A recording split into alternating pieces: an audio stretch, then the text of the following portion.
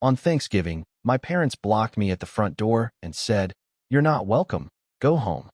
Behind them, I could see my sister, my uncle, even my best friend laughing around the table. I nodded, got back in my car, and made one quick call. 20 minutes later, my phone lit up, and the screaming began. You know that moment when your entire world shatters in an instant? That gut-wrenching feeling of pure, unadulterated betrayal? Mine hit me like a freight train, not in some dark alley, but on my childhood doorstep, on Thanksgiving of all days, when my own family slammed the door in my face and told me I was a criminal. I remember pulling into the driveway of my childhood home that day, the autumn leaves on the old maple tree ablaze in their usual November glory.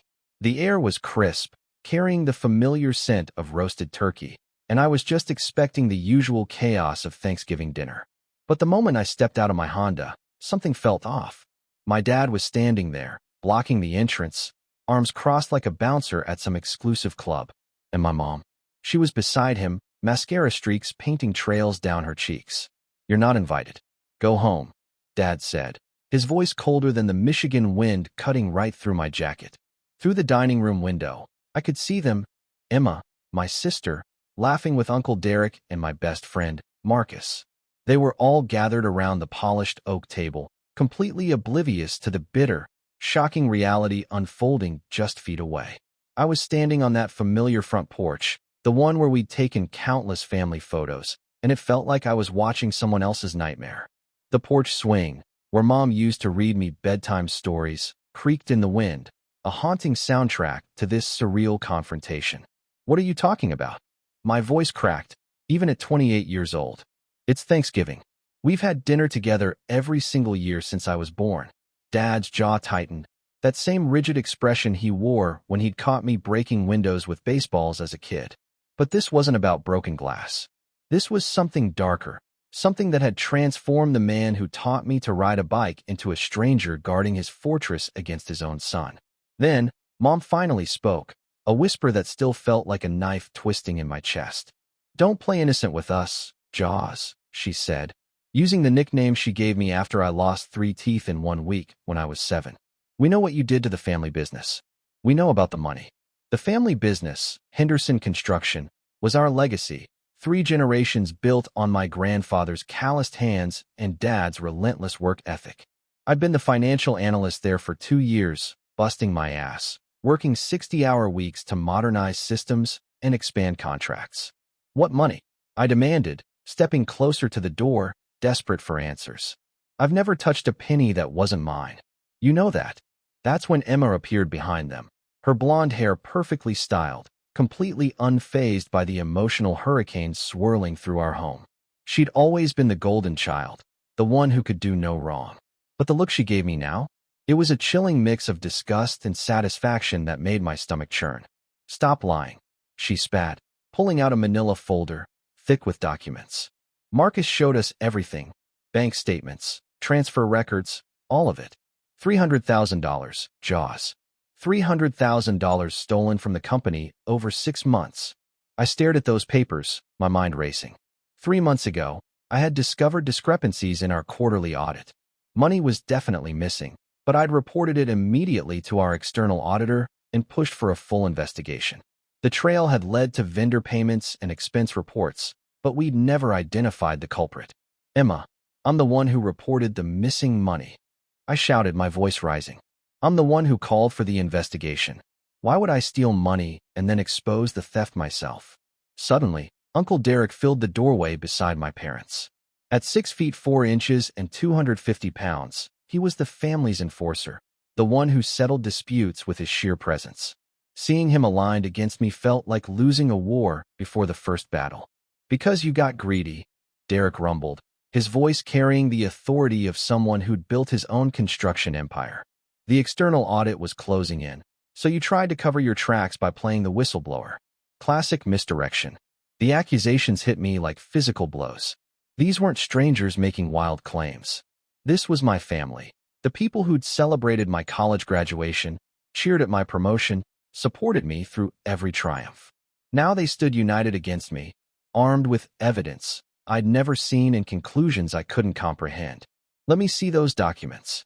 I reached for the folder, but Emma snatched it away. You've seen them before. Your signatures are all over the transfer authorizations. My signatures? The words came out as a desperate whisper. Emma, I never signed any unauthorized transfers. Whatever you're looking at, it's not legitimate. That's when Marcus walked into view, stepping around my family with the easy confidence of someone who belonged there. Marcus Patterson, my best friend since elementary school, best man at my brother's wedding, the person I'd trusted with my deepest secrets. We'd built tree houses, chased the same girls, spent countless weekends fishing Lake Huron. Now he looked at me with a smile that didn't reach his eyes, the same smile I'd seen him use on clients right before closing a difficult sale. Hey, buddy, he said, his tone dripping with false sympathy. I really didn't want it to come out this way. I tried to handle it quietly, but your family deserved to know the truth. What truth? I shouted, my composure finally cracking. Marcus, you know I didn't steal anything. You know I'd never hurt this family. His smile widened, revealing teeth that seemed sharper than I remembered. Actually, Jaws, there's something else your family should know. Emma and I, we've been dating for 6 months now. We're in love, and we're planning to get married next spring. The world tilted on its axis. Emma moved to Marcus's side, threading her arm through his with practiced ease. The gesture was intimate, familiar, natural, speaking volumes about months of hidden relationship building. They looked like a couple, comfortable in each other's space, united in their purpose. 6 months. I stared at my sister, searching for any sign of the little girl who used to braid friendship bracelets for me. Emma, why didn't you tell me? Why all the secrecy? Because Marcus knew you'd try to sabotage our relationship, she said, her voice gaining strength. He warned me you'd become jealous and possessive once you realized I'd found someone who actually cares about my happiness. The manipulation was breathtaking. Marcus had convinced my sister I was both a thief and a threat to her romantic future. He positioned himself as her protector, painting me as the villain in a story I didn't even know was being written. This is insane, I pleaded, looking from face to face, searching for any crack in their unified front. Marcus, we've been friends for 20 years. You know who I am. You know I'd never steal from my own family. He stepped closer, his voice dropping to a conspiratorial whisper only I could hear. Actually, buddy, I know exactly who you are. And now so does everyone else. Funny how things work out, isn't it? The words hit me like ice water. There was something in his tone, something calculating and cold that I'd never heard before. This wasn't the Marcus who'd helped me change my first flat tire or stayed up all night studying for my CPA exam. This was someone else entirely, someone wearing my best friend's face like a mask. The realization crashed over me with devastating clarity. This wasn't a misunderstanding. This was a deliberate, coordinated attack designed to destroy my relationship with my family and eliminate me from their lives. The only question was, why? I sat in my car for 10 minutes, just staring at the house where I'd grown up, watching the warm glow of the dining room windows. My family was inside, enjoying Thanksgiving dinner without me. The irony wasn't lost on me. I was now the outsider looking in, exactly where Marcus apparently wanted me all along. My phone buzzed. A text from Emma. Don't try to contact any of us. We've all agreed that we're done with your lies and manipulation. Maybe someday you'll get the help you need, but until then, stay away from our family. Our family. The phrase stung more than any physical blow could have. In 30 minutes, I'd been excommunicated from the only support system I'd ever known, branded a criminal and a threat to their well-being. But I wasn't going down without a fight. I scrolled through my contacts until I found Tyler Morrison, my roommate from Northwestern, now a forensic accountant in Chicago, specializing in white-collar crime. If anyone could help me, it was him. Jaws. Tyler's voice boomed through the speaker, accompanied by the sounds of his own family gathering. Happy Thanksgiving, brother. How's the Henderson clan treating you? Tyler, I need your help, I said, my voice barely steady. Something terrible has happened, and I don't know where else to turn. The background noise on his end diminished as he moved to a quieter spot. Talk to me. What's going on? I poured out the entire story, the blocked doorway, the accusations of stolen money, Marcus's shocking reveal about Emma. Tyler listened without interruption, his silence growing more ominous with every detail. This sounds like a professional setup, he finally said. The forged documents, the coordinated family intervention, the romantic manipulation of your sister. Someone with serious financial crime experience designed this operation. But why would Marcus do this to me? I asked, completely baffled. We've been best friends since we were kids. I was the best man at his brother's wedding. I even helped him get his job at that investment firm. What could possibly motivate him to destroy my life? Money, Tyler said without hesitation. It's always about money. The question is whether he's trying to steal from your family business, eliminate you as competition for some opportunity, or cover up his own criminal activity by making you the fall guy. Tyler's clinical analysis helped cut through the emotional fog clouding my judgment. This wasn't about friendship or family loyalty anymore. This was about crime. And crime always had logical motives and discoverable evidence. Can you help me investigate the documents Emma showed me? I asked. I never got a close look, but if they're claiming I authorized $300,000 in transfers, there should be a paper trail we can analyze. Absolutely. But I need you to be prepared for what we might find. If Marcus has been planning this for months, the forgeries could be sophisticated enough to fool your family, but sloppy enough for a professional to spot. Tyler paused. The question is whether we can gather enough evidence to prove your innocence before he disappears with whatever he's stolen. Then he added, Jaws, there's something else you need to consider. If Marcus has access to your family's financial systems, and he's desperate enough to orchestrate this kind of frame job, he might be in serious trouble himself. People don't usually burn 20-year friendships unless they're facing something catastrophic. An hour later, my phone rang again. Tyler. The speed of his callback told me he'd found something significant. Jaws, you need to sit down for this, he said, his voice tight with controlled excitement. I called in some favors with contacts at the major banks and ran Marcus Patterson through our fraud detection databases. Your friend has been very busy over the past 2 years. What did you find? My heart hammered in my chest. Marcus has opened 17 different bank accounts across 6 states, all under variations of his name or shell companies he's created.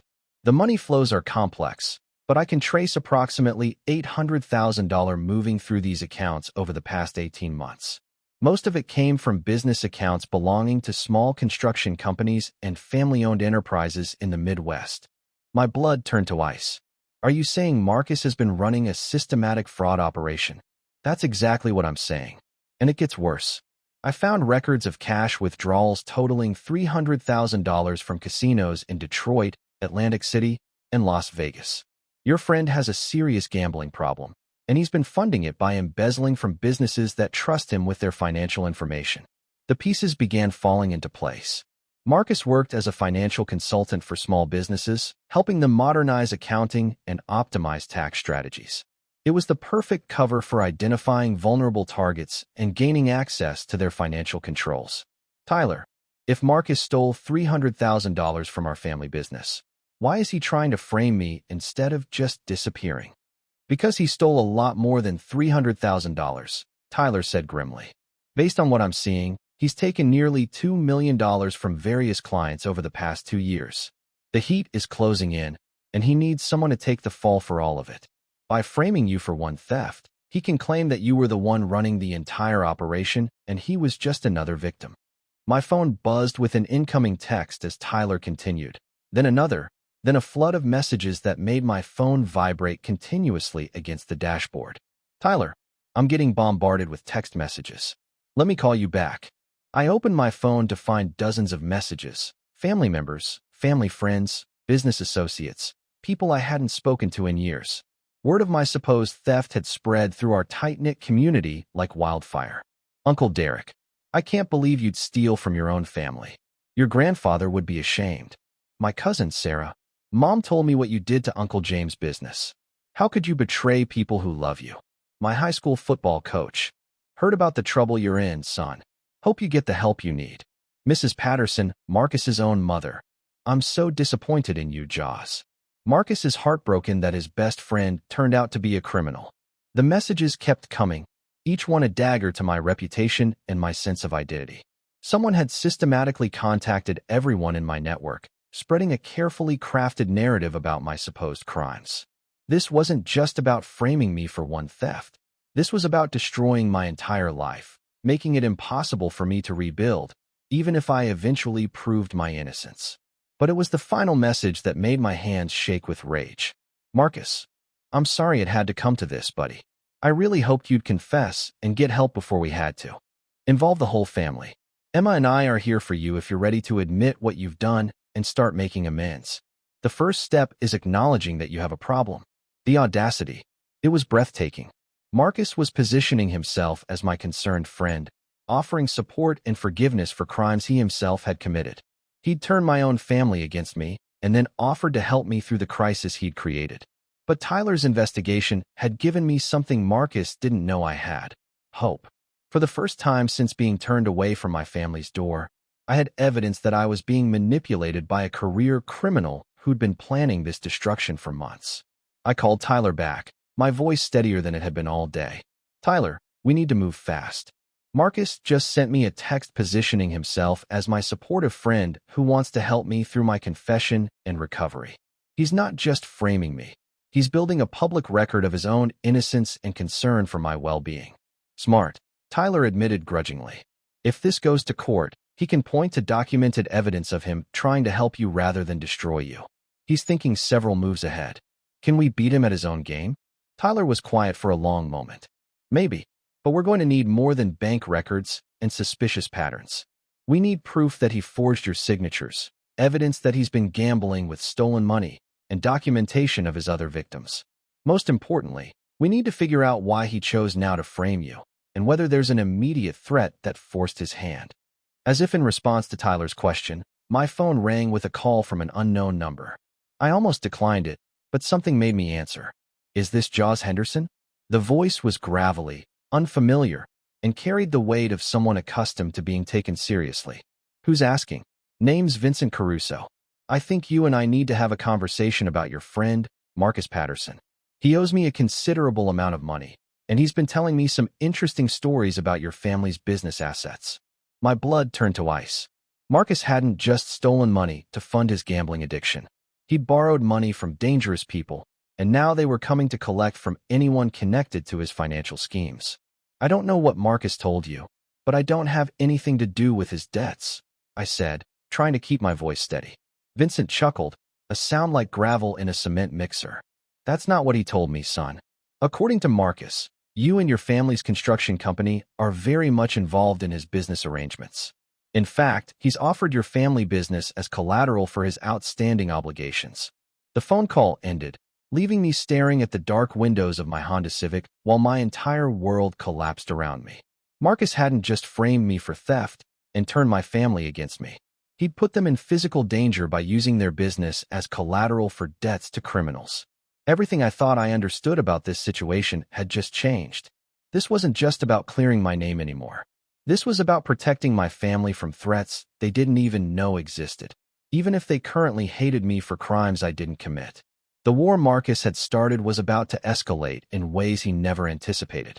Tyler caught the first flight out of Chicago the next morning, arriving at Detroit Metro Airport with a black briefcase that looked like something out of a spy movie. We met at a Denny's near the airport, far enough from my hometown to avoid any chance encounters with family members or their allies. Before we dive into what I found, you need to understand the scope of what we're dealing with, Tyler said, spreading documents across the sticky table. This isn't just about Marcus stealing money or framing you for theft. This is about a systematic, long-term operation designed to infiltrate and exploit multiple family businesses across the region. He opened a manila folder containing bank statements, property records, and business filings that painted a picture far more disturbing than I'd imagined. Marcus hadn't stumbled into criminal behavior because of a gambling addiction. He'd been operating as a professional predator for years, targeting family-owned businesses with specific characteristics that made them vulnerable to financial manipulation. Look at this pattern, Tyler said, pointing to a spreadsheet he'd created. Over the past 3 years, Marcus has provided financial consulting services to 11 family businesses in Michigan, Ohio, and Indiana. All of them are second- or third-generation companies with aging founders, adult children involved in management, and substantial assets, but relatively unsophisticated financial controls. I studied the list, recognizing several company names from local business networking events. Henderson Construction was just one target in a carefully curated portfolio of potential victims. But, Tyler, Marcus and I have been friends since elementary school, I protested. How could he have been planning this for 3 years when he's known my family his entire life? Tyler's expression grew grim as he pulled out another set of documents. That's where it gets really disturbing. I did some digging into Marcus's background, and there are some gaps in his personal history that don't add up.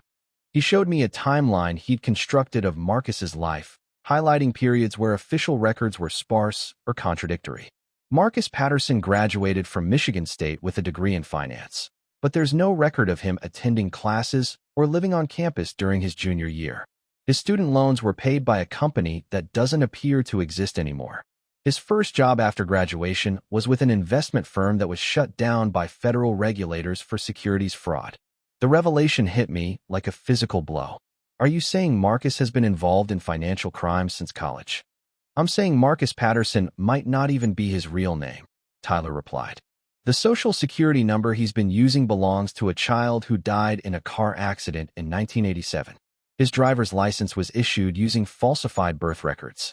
Your childhood friend might be someone else entirely, someone who assumed the identity of the real Marcus Patterson and has been living in your community specifically to identify and exploit targets like your family.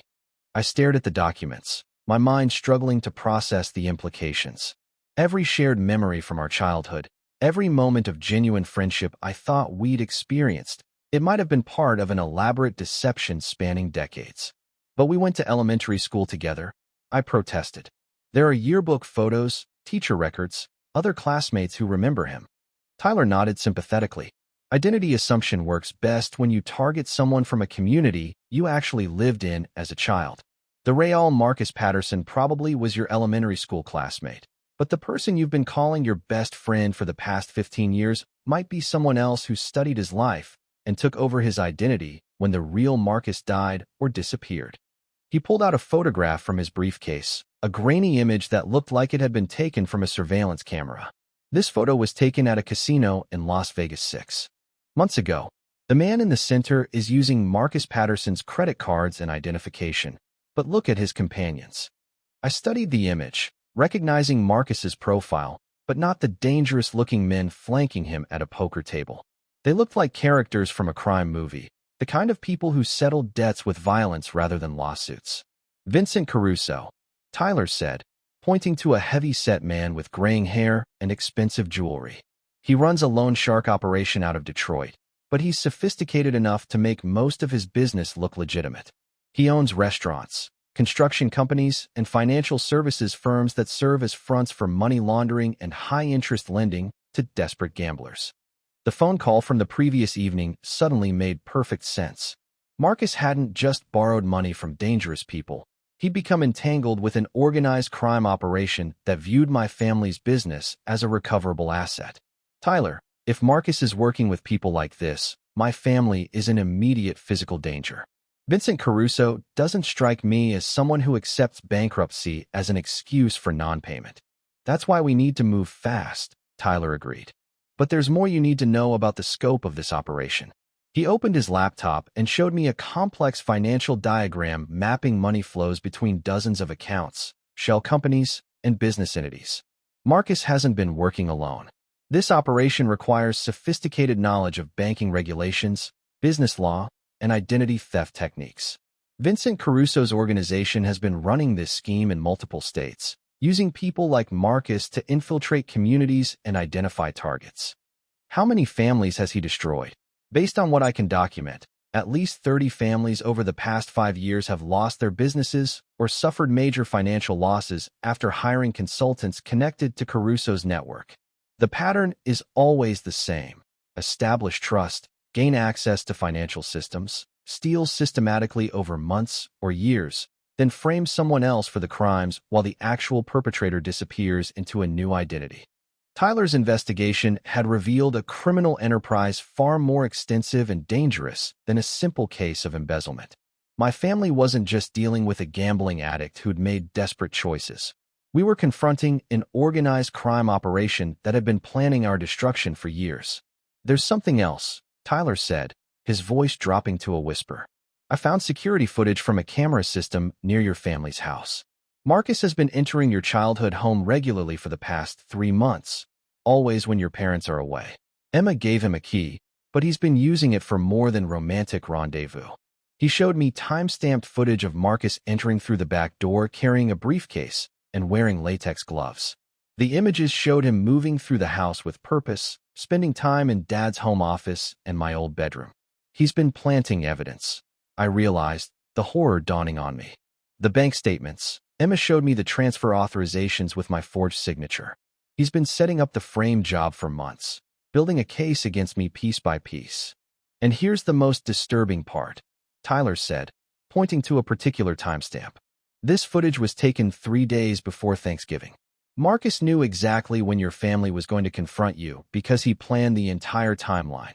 The evidence, the family meeting, Emma's emotional support, even the dinner invitation that brought you to the house at the perfect moment for maximum psychological impact. The sophistication of the manipulation was breathtaking. Marcus hadn't just committed financial crimes. He'd orchestrated a psychological warfare campaign designed to destroy my relationship with my family while positioning himself as their protector and new family member. Tyler, we have enough evidence to prove Marcus is a criminal and that I've been framed. But how do we protect my family from Vincent Caruso's organization? Even if we expose Marcus, the people he owes money to won't just disappear. Tyler closed his laptop and looked me directly in the eyes. We're going to need help from law enforcement, but before we contact the FBI, we need to gather enough evidence to bring down the entire operation. If we just expose Marcus, Vincent will find another way to collect what he's owed, and your family will still be in danger. What do you have in mind? We're going to set a trap, Tyler said with a grim smile. Marcus thinks he's won, but he doesn't know that we've uncovered his real identity and his connections to organized crime.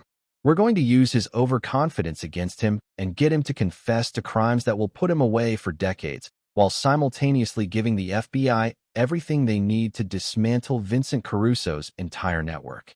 The plan Tyler outlined was dangerous, complex, and required perfect timing. But for the first time since being turned away from my family's Thanksgiving dinner, I felt like we had a chance to not only clear my name, but also protect the people I loved from threats they didn't even know existed. The war Marcus had started was about to turn in our favor. But first, we had to survive the battle that was coming. The coffee shop Marcus chose for our meeting was perfect for his purposes and even better for ours. The Daily Grind sat in a strip mall between Emma's apartment complex and the community college, a neutral location where he could feel confident and in control. What Marcus didn't know was that Tyler had arrived 2 hours early to set up surveillance equipment and coordinate with the FBI agents who were monitoring the situation from unmarked vehicles in the parking lot.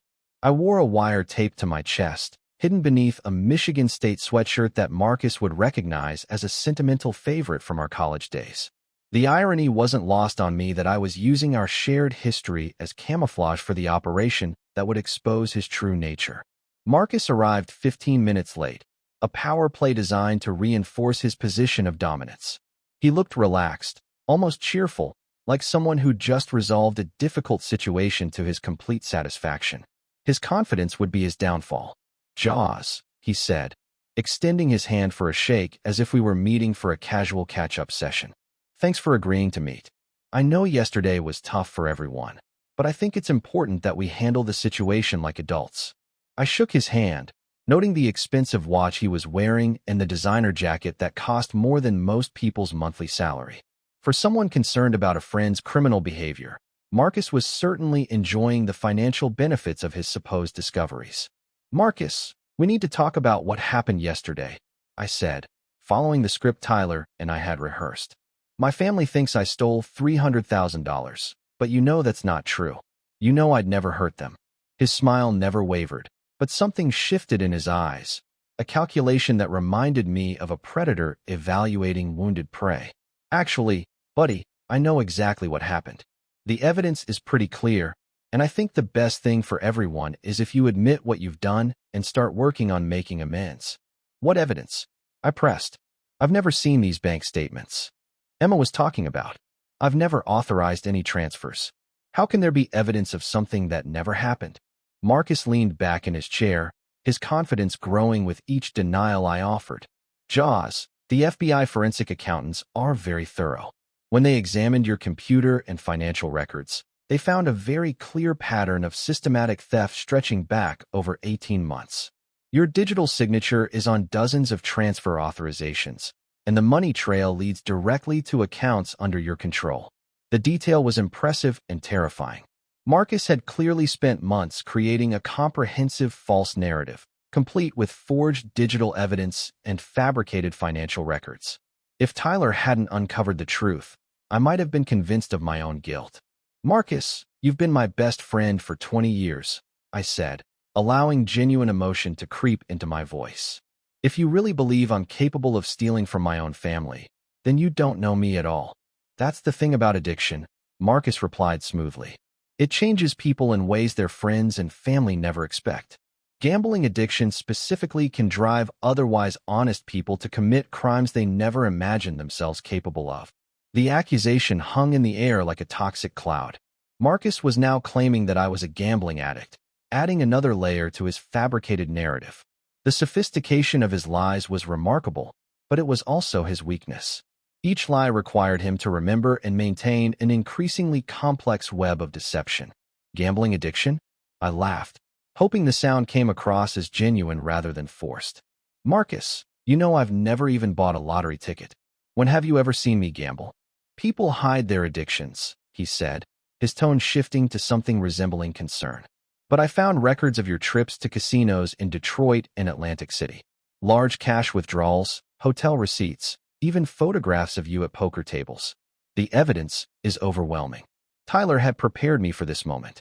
Marcus was describing his own gambling activities, but attributing them to me using the same technique identity thieves employed to confuse investigations. The key was to let him continue building his false narrative while secretly recording every detail. "That's impossible," I said, shaking my head in apparent confusion. "I've never been to Atlantic City in my life. You know that. We've talked about taking a trip there together, but we never actually went." Marcus's eyes flickered with something that might have been annoyance. "Actually, we did go together last spring, remember? You insisted on going to the high-stakes poker games, even though I warned you that you were getting in over your head." The lie was bold and completely fabricated, but it served a purpose. Marcus was now on record claiming that he'd witnessed my supposed gambling addiction firsthand, positioning himself as someone who tried to help me overcome my destructive behavior. "Marcus, this is crazy," I said, standing up as if to leave. "I don't know why you're lying about this, but I'm not going to sit here and listen to accusations that we both know are false." "Sit down," Marcus said, his mask of concern slipping just slightly. "We're not done talking." The shift in his tone was subtle, but unmistakable. For just a moment, the friendly facade dropped, and I caught a glimpse of the predator beneath. Tyler had been right. Marcus was someone else entirely, someone who'd been playing a role for years while planning my family's destruction. I sat back down, pretending to be intimidated by his sudden authority. "What else do you want to say?" Marcus leaned forward, lowering his voice to a conspiratorial whisper. "Jaws, there are people involved in this situation who don't have your family's best interests at heart. The money you stole wasn't just sitting in a bank account. It was promised to some very serious individuals who don't accept excuses or payment delays." The confession was exactly what Tyler and the FBI needed. Marcus was now admitting that the stolen money was connected to dangerous third parties, linking himself to the criminal conspiracy we'd uncovered. "What are you talking about?" I asked, allowing fear to creep into my voice. "What people?" "Let's just say that Vincent Caruso isn't the kind of person who forgets about debts," Marcus said, his confidence returning as he interpreted my fear as genuine rather than performance. "He's been very patient, but his patience has limits. If the money isn't returned soon, he's going to start collecting from other family assets." The threat was explicit and recorded. Marcus had just confessed to involving my family in a debt arrangement with a known criminal, using their business as collateral without their knowledge or consent. "Marcus, how do you even know Vincent Caruso?" I asked, pushing for more details. "And what does any of this have to do with my family's business?" Marcus smiled, the expression cold and calculating. "I know Vincent because I've been working with him for 3 years, identifying businesses with sufficient assets to serve as collateral for high-interest loans. Your family's construction company was always the prize target, but I needed time to gain their trust and access their financial systems." The admission was comprehensive and damning. Marcus had just confessed to being part of a criminal conspiracy, using his relationship with my family to facilitate organized crime activities. So you've been lying to me for 3 years? I asked, my voice rising with apparent shock and betrayal. I've been lying to you for a lot longer than that. Marcus laughed, the sound devoid of any warmth or friendship. Did you really think it was a coincidence that I moved back to town right when your family's business started expanding? Did you think it was luck that I happened to specialize in exactly the kind of financial consulting your father needed? The confession continued, each word another nail in the coffin of his defense. Tyler and the FBI were recording a career criminal admitting to years of premeditated fraud, identity theft, and conspiracy. But Marcus wasn't finished. The best part is that your family actually believes I'm protecting them from you. Emma thinks I'm her knight in shining armor, rescuing her from a criminal brother. Your parents think I'm the son they wish they'd had, someone trustworthy and reliable who would never steal from the people who love him. His satisfaction was evident, the pleasure of a predator who'd successfully deceived his prey for years. But that satisfaction was about to become his greatest vulnerability. Marcus, I said quietly, there's something you should know. What's that, buddy? I reached into my pocket and pulled out my phone, holding it up so he could see the active recording app on the screen. I've been recording this entire conversation. And those aren't just random people sitting in the parking lot. They're FBI agents who've been investigating Vincent Caruso's organization for 2 years. Marcus's face went white as the implications crashed over him. The confident predator vanished, replaced by a cornered animal, realizing the trap had already closed around him. You're bluffing, he said, but his voice lacked conviction. I gestured toward the window where Tyler was standing next to a black SUV, speaking into a radio. Tyler Morrison, forensic accountant with the Chicago FBI field office. He flew in yesterday to coordinate this operation after uncovering your real identity and your connections to organized crime. Marcus lunged for my phone, but it was too late. The confession was already uploaded to secure FBI servers, and backup recordings were running on equipment hidden throughout the coffee shop. You have no idea what you've done, Marcus snarled, his friendly mask completely abandoned. Vincent Caruso doesn't forget, and he doesn't forgive. Even if you've recorded me confessing, he's still going to collect what he's owed from your family's assets. Actually, I said, standing up as FBI agents entered the coffee shop from multiple directions. Vincent Caruso was arrested this morning along with 15 members of his organization. Your confession was the final piece of evidence they needed to secure federal racketeering charges against the entire network. Marcus's world collapsed in real time as he realized that his elaborate scheme had not only failed, but had provided law enforcement with everything they needed to dismantle the criminal enterprise he'd been part of for years. Agent Sarah Chun approached our table, her badge clearly visible and her expression professionally stern. Marcus Patterson, also known as Michael Reynolds, also known as David Thompson, you're under arrest for fraud, racketeering, identity theft, and conspiracy to commit organized crime. As the handcuffs clicked around Marcus's wrists, he looked at me with a mixture of rage and something that might have been respect. You always were smarter than I gave you credit for, Jaws. I just wish you'd used that intelligence to mind your own business. The operation was over, but the real work was just beginning. Now I had to convince my family that everything they believed about me was based on lies, and everything they believed about Marcus was a carefully constructed deception designed to destroy their lives. The war was won, but the battle for my family's trust was about to begin. The arrest of Marcus should have been the end of the nightmare, but it was actually just the beginning of a more dangerous phase. 3 hours after the coffee shop confrontation, as I was giving my statement at the FBI field office in Detroit, Agent Chun received a phone call that changed everything. Vincent Caruso's arrest didn't go as smoothly as we hoped, she told me, hanging up her cell phone with a grim expression. 2 of his top lieutenants escaped the raid, and they've made it clear that they consider your family responsible for the collapse of their money laundering operation. The implications hit me like a physical blow.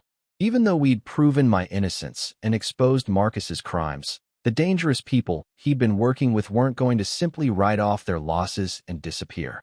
They viewed my family's construction business as an asset that could still be liquidated to recover their investments. What kind of immediate threat are we talking about?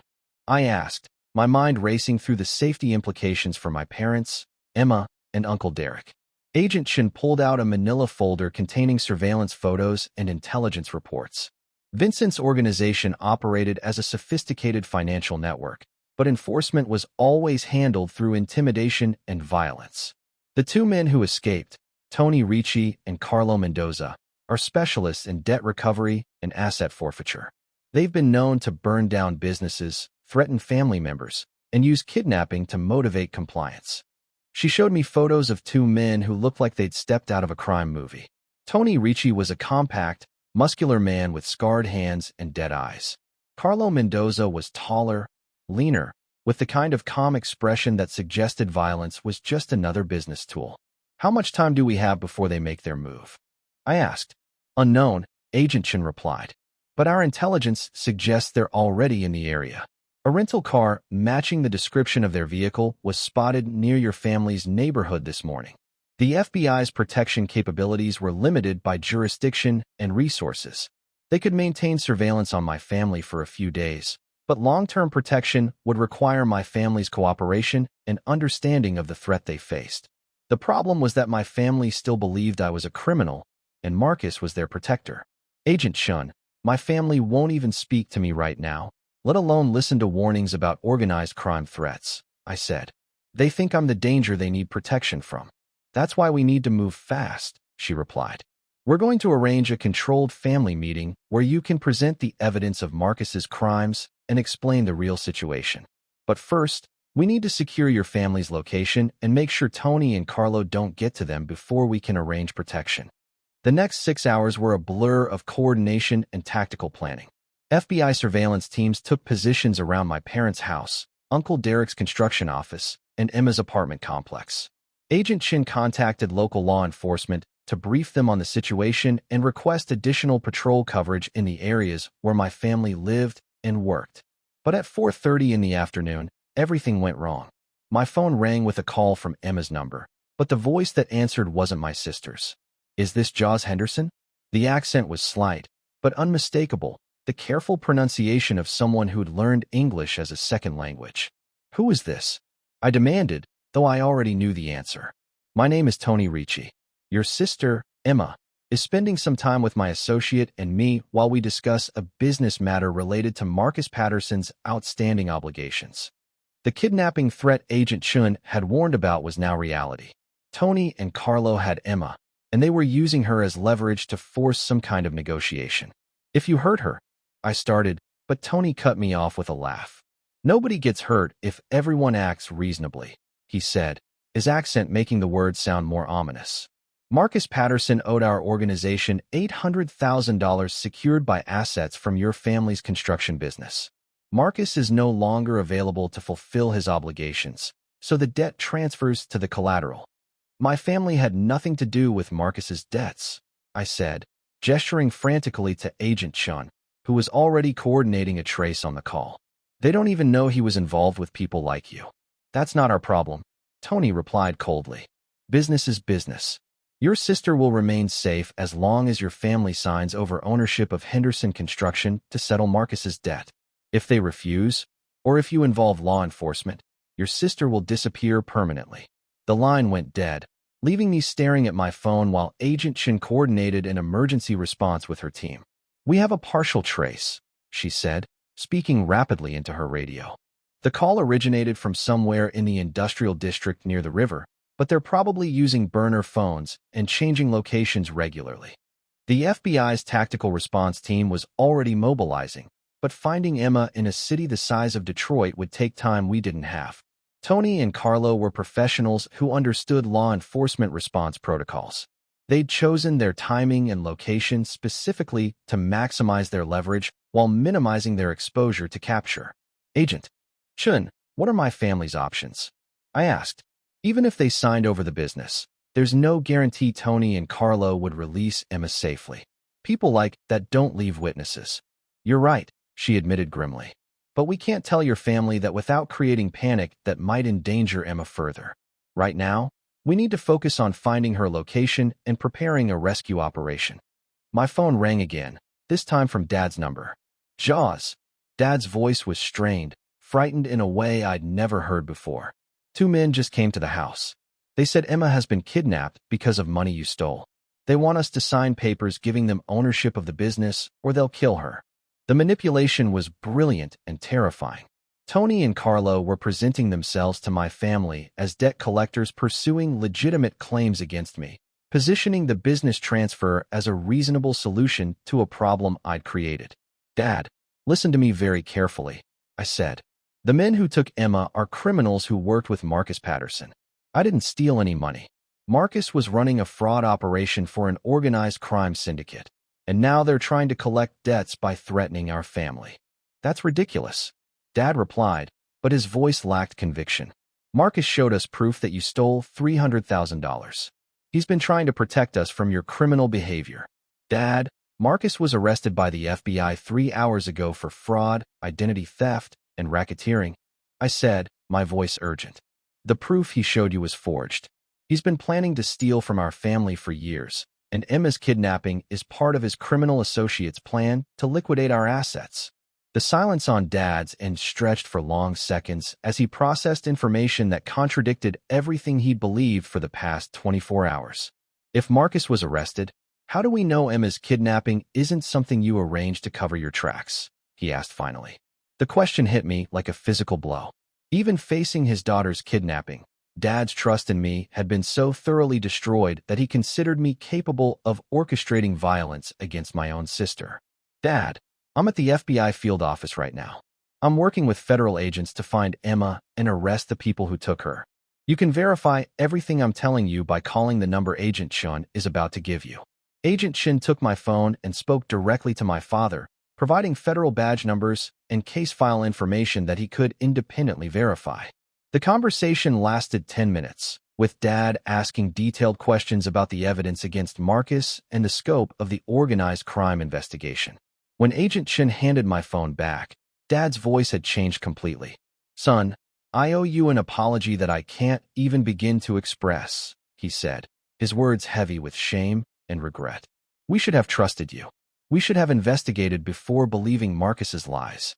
Now Emma is in danger because we were too proud and too stupid to see what was really happening.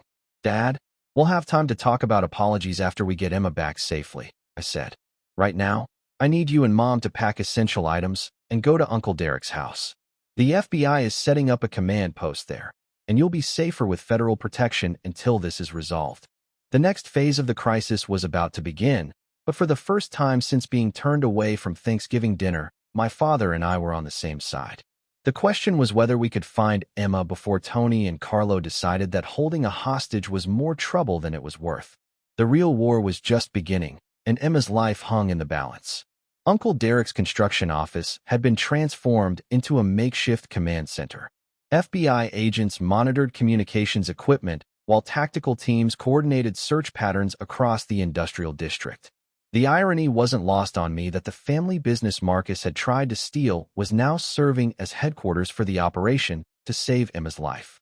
Agent Chin spread maps across Derek's conference table, marking potential locations where Tony and Carlo might be holding my sister. Red pins indicated abandoned warehouses, blue pins marked construction sites, and yellow pins showed buildings with recent rental activity that could provide temporary hideouts. The challenge is that they're professionals, Agent Chun explained to my assembled family.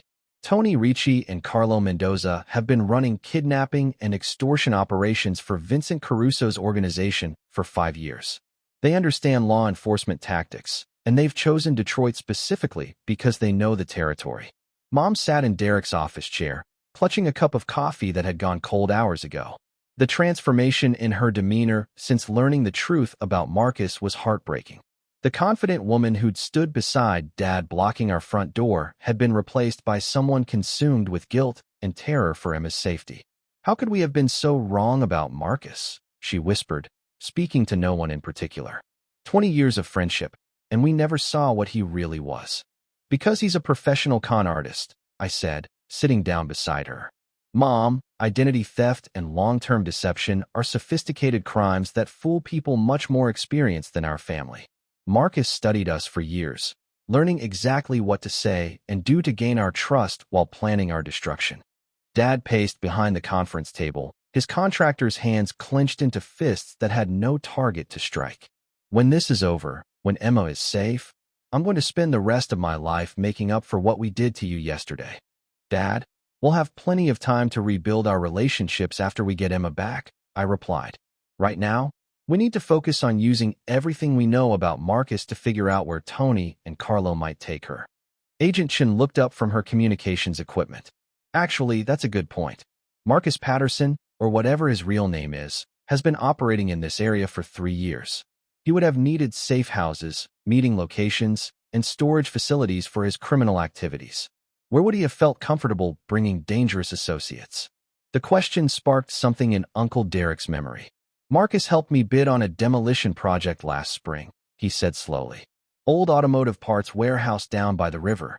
The project fell through because the owner disappeared and the property went into legal limbo, but Marcus seemed to know a lot about the building's layout and security systems. Agent Chin immediately pulled up property records on her laptop. Riverfront Industrial Park Warehouse, 17. Owned by a shell company that was dissolved 6 months ago. Perfect location for temporary criminal operations because there's no legitimate oversight and minimal traffic from legitimate businesses. Within 30 minutes, FBI surveillance drones confirmed suspicious activity at Warehouse 17. Thermal imaging detected 3 heat signatures inside the building, and electronic surveillance picked up cell phone signals from devices that matched Tony and Carlo's known communication patterns. We have them, Agent Chin announced. But we need to approach this carefully. Tactical teams are in position, but a forced entry rescue operation carries significant risks to the hostage. That's when I had an idea that was either brilliant or completely insane. What if we don't force our way in? I suggested. What if we give Tony and Carlo exactly what they want, but on our terms instead of theirs? Agent Chin raised an eyebrow. Explain. Marcus spent months setting up a fake business transfer plan to steal our family's assets. I said, my mind racing through the possibilities. We have all of his forged documents and fabricated financial records. What if we use those same materials to create a fake business transfer that looks legitimate to Tony and Carlo, but actually leads them into a trap? The plan I outlined was complex and dangerous, but it had one crucial advantage. It used the criminals' own greed and criminal expectations against them. Tony and Carlo expected to collect a valuable business asset as payment for Marcus's debt. If we could convince them that they were getting Henderson Construction through a legitimate transfer, we could control the time and location of the exchange while ensuring Emma's safety. It's risky, Agent Chin admitted, but it gives us the best chance of recovering your sister without a firefight that could get her killed. Dad stepped forward, his voice steady despite the circumstances. What do you need from us to make this work? We need you to act like a defeated family that's giving up everything to save Emma, I explained. Tony and Carlo need to believe that you're broken, scared, and willing to sign over the business because you have no other choice. If they suspect this is a trap, they'll kill Emma and disappear. The next 2 hours were spent preparing documents, coordinating with the FBI's technical team, and rehearsing our roles in the deception that would either save Emma's life or get us all killed. At 8 o'clock that evening, Dad called the number Tony Ricci had provided and agreed to the business transfer in exchange for Emma's safe release. You made the smart choice. Tony's voice carried satisfaction and anticipation. Tomorrow morning, 10 o'clock, we'll meet at the First National Bank downtown. Your family will sign over ownership of Henderson Construction and your daughter will be returned unharmed. How do we know you'll keep your word? Dad asked, his voice perfectly conveying the desperation of a father who'd lost all leverage. Because business is business, Tony replied. Once we have what we came for, your family has no value to us. Killing your daughter would just create unnecessary law enforcement attention. The call ended, leaving us with 16 hours to prepare for an operation that would either end the nightmare or escalate it beyond our worst fears. Agent Chin's tactical team spent the night positioning undercover agents throughout the downtown area, setting up communication intercepts, and preparing contingency plans for multiple scenarios. The bank had been evacuated and replaced with FBI personnel posing as employees, turning the entire building into a controlled environment. But at dawn, everything changed again. My phone rang with another call from Emma's number, but this time it was my sister's voice on the line. Jaws. Emma sounded exhausted, frightened, but alert. I don't have much time. They think I'm in the bathroom, but I managed to get my phone back for a few minutes. Emma, are you hurt? I asked frantically. Where are you? I'm okay. But Jaws, there's something you need to know. Tony and Carlo aren't planning to honor any deal with Dad. I heard them talking. After they get the business documents signed, they're going to kill all of us and disappear with the assets. This was never about releasing me safely. The revelation confirmed my worst fears about dealing with professional criminals. Tony and Carlo had never intended to honor their agreement. The bank meeting was designed to eliminate witnesses while securing the business transfer, leaving them free to liquidate Henderson Construction without interference. Emma, stay calm and stay safe, I said. We're coming for you, but I need you to be ready to move when we give you the signal. What signal? When you hear sirens, get as far away from Tony and Carlo as possible. The FBI is going to hit your location with everything they have. Emma's voice dropped to a whisper. Jaws, I'm so sorry about yesterday. I'm so sorry we didn't trust you. Marcus told me so many lies about you, about wanting to hurt the family. Emma, we'll talk about all of that after we get you home safe, I said, my voice breaking slightly. Right now, just focus on surviving the next few hours. The call ended, leaving us with a new understanding of the stakes we were facing. This wasn't just about recovering stolen money or clearing my name anymore. This was about preventing Tony and Carlo from murdering my entire family while stealing everything we'd worked generations to build. The final battle was about to begin, and there would be no second chances. The FBI tactical assault on Warehouse 17 began at 6:30 in the morning, 90 minutes before the scheduled bank meeting. Agent Chun had decided that Emma's intelligence about Tony and Carlo's plans to kill witnesses changed the risk calculations completely. A controlled rescue operation was safer than allowing the criminals to maintain the illusion of a legitimate business transaction. I watched from a command vehicle parked 3 blocks away as teams of federal agents surrounded the building from multiple directions. Thermal imaging confirmed that Emma was being held in a second-floor office, while Tony and Carlo were on the ground floor, apparently preparing for their departure to the bank. Remember, we need at least one of them alive to testify about Vincent Caruso's organization and Marcus Patterson's role in the larger conspiracy, Agent Chin said into her radio. But if they threaten the hostage, neutralize the threat immediately. The breach happened simultaneously from 4 entry points, with flashbang grenades disorienting the targets while tactical teams secured Emma's location. Within 3 minutes, it was over. Hostage recovered, suspects in custody, came the voice through Agent Chen's radio. Emma Henderson is unharmed and asking for her family. The relief that washed over me was so intense it felt like physical pain releasing from every muscle in my body. For 36 hours, I'd carried the weight of knowing that my sister's life was in danger because of crimes committed against our family by someone we'd trusted completely. At the hospital where Emma was taken for precautionary medical evaluation, our family reunion was awkward, emotional, and healing all at the same time. The past 2 days had destroyed assumptions we'd held about each other for decades, while revealing truths that none of us had been prepared to face. Jaws, I don't know how to apologize for what we did to you, Emma said, her voice hoarse from crying. Marcus told me you were planning to sell the business and cut everyone out of their inheritance. He showed me documents that looked so real, so official. He said you'd been gambling away company money and that he was trying to protect the family from your addiction. Emma, Marcus is a professional criminal who's been studying our family for years, I replied, taking her hand. He knew exactly what lies would turn us against each other because he'd been watching and learning our fears and insecurities. You weren't stupid or naive. You were targeted by someone who made manipulation his career. Dad cleared his throat, his voice thick with emotion. Son, I need you to know that blocking you from our door on Thanksgiving was the worst decision I've ever made as a father. We should have talked to you directly instead of believing someone else's version of events. We should have remembered who you are instead of accepting accusations that contradicted everything we knew about your character. The conversation continued for hours, with each family member acknowledging their role in the crisis while working to understand how Marcus had manipulated our relationships so successfully. The healing process would take months, but the foundation of trust was being rebuilt through honest communication and shared commitment to protecting each other in the future. 3 weeks later, Marcus Patterson, whose real name turned out to be Michael Reynolds, was sentenced to 12 years in federal prison for fraud, racketeering, identity theft, and conspiracy charges.